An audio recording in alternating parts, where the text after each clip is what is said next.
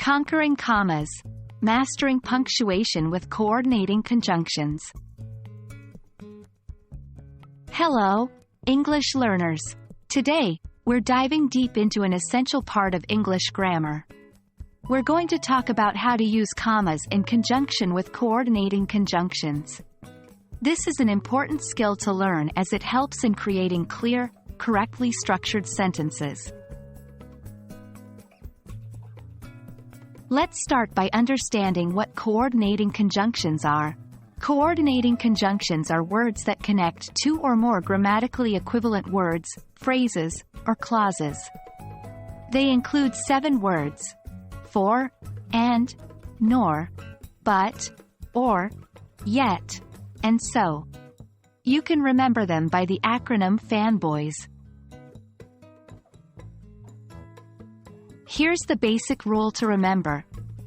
When a coordinating conjunction joins two independent clauses, that is, clauses that can stand on their own as separate sentences, it's usually preceded by a comma. For example, I wanted to go to the party, but I had a lot of homework.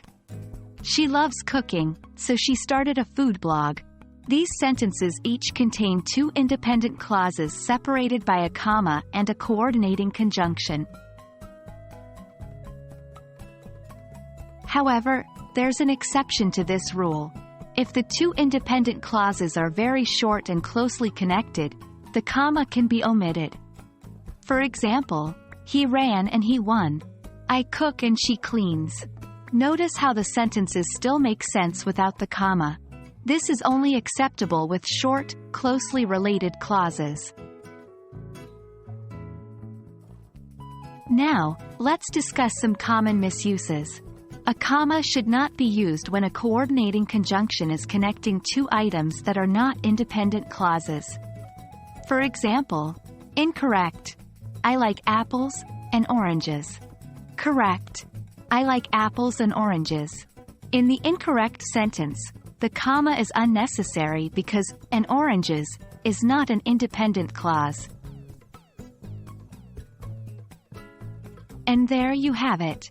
The rules of using commas with coordinating conjunctions might seem a bit tricky, but with practice, it will become second nature. Remember to always use a comma before a coordinating conjunction that separates two independent clauses, unless the clauses are very short and closely related.